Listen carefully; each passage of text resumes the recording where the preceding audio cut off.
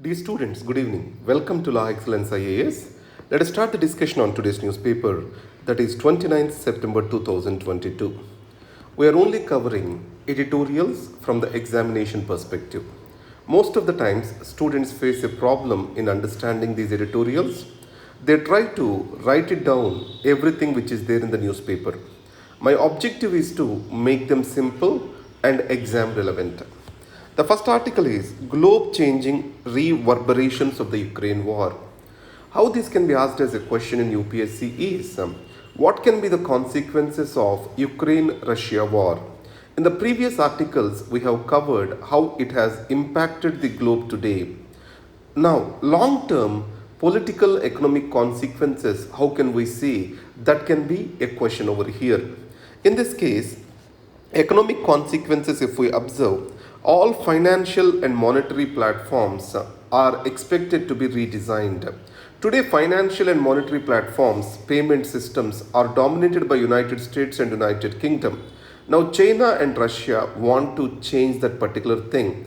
The sanctions have become an easy instrument for the West to control the countries which are not listening to them. Now, the alternative instruments can take away the power of the sanctions. The US might come from dollar as a reserve currency. US and Russia are also arguing to remove dollar as a reserve currency. And third thing is the economic sanctions on countries such as India, they are becoming futile. The sanctions which are imposed by US on Russia, India did not follow, and US was nothing, or US was unable to do anything about it. Coming to nuclear issues, nuclear non-proliferation was the dictum in 1980s and 1990s. Nuclear disarmament was spoken about. Today, the nuclear stability is lost. The Putin is talking about use of nuclear weapons, limited nuclear war, etc. So in this context, the biggest damage of the Ukraine war is to the nuclear stability of the world. And coming to political, Cold War appears to be re-emerging. Russia-China axis is formed today. Along with that, loss of superpower status will happen to Russia if it fails to win the war. And finally, prolonged unrest in Russian-occupied territories of Ukraine in its southeast is expected. So these are the consequences which we can foresee in the global order in the long run. The next is, in nature's warning signs, a nudge to riparian states. Let us try to understand this.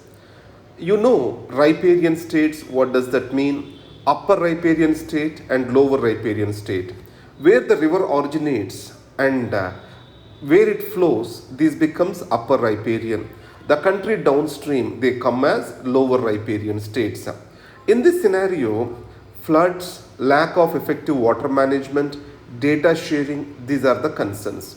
What is the principle we need to talk about with regard to management of transboundary rivers? That is called no harm rule. It means the nature gift, water, rivers shall be used for the benefit of humanity. They shall not be used for causing the harm to the lower riparian countries. Let us take if China builds a dam and brings in dam burst to flood the Indian areas, then obviously they are using the water as a weapon. So no harm principle says that water, natural resources shall not be used as weapon. In this, what are the issues? Flood data, which is essential to predict, forecast various kinds of floods, or to manage the water in the lower riparian states, or dam related information. Everything is considered as a classified information. Even India considers data related to water as a classified information. Second, the data sharing between India and China is happening through an MOU. Similarly, between India and Nepal through an agreement. Instead of that, the data sharing can happen as per the international standards. There are water treaties for this matter. So India and China, to that extent Nepal, all the countries can join these international water treaties. These are the points. So what to do now? One thing is environmental impact assessment.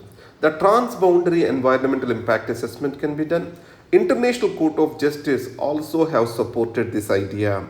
And mandatory data sharing on water levels and various kinds of floods. Early warning systems when we have heavy rains or rain forecast in that particular region, and comprehensive basin level management. For that, new institutions need to be created. Let's take Brahmaputra basin level management with representatives from China and India can be created. Similarly, India, China, Nepal, these countries can join international conventions to follow the international standards related to water management. The next article is Rediscovering Bay of Bengal. India is establishing a Center for Bay of Bengal Studies at Nalanda University. Why? It has lot of strategic and economic importance to India. It's a commerce hub for Indian Ocean, a conduit between the East and West. Today in the global affairs, Indo-Pacific is becoming an important strategic unit. On the other side, Asia is becoming center to military and economic power, and also there is enormous biodiversity in this part of the world. What are the challenges which we are seeing? One is loss of biodiversity, unregulated exploitation, illicit fishing, all this leading to loss of this biodiversity. And also pollution is causing damage to the mangroves. If you talk about degradation, salination and retreating of glaciers, sea level rise, climate change, all these are the factors for degradation. When you come to pollution, regularly you see oil spills, the discharge from the ship operators, and plastic accumulation in the oceans, the industrial waste released into the oceans, all these are the concerns. Similarly, maritime safety concerns also exist in the Bay of Bengal. So that's why Bay of Bengal is an important region and India has to focus on maritime connectivity and maritime protection and safety. For that, this particular center will be useful. Next is tread carefully, the talent recognition. Remember, awards are incentive for young scientists.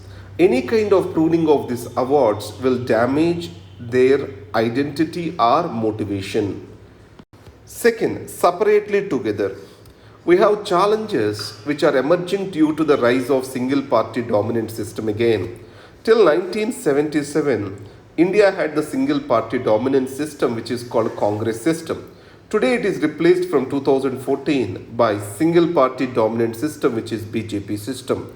So the challenge to Congress has come from the states in 1967, not from the center.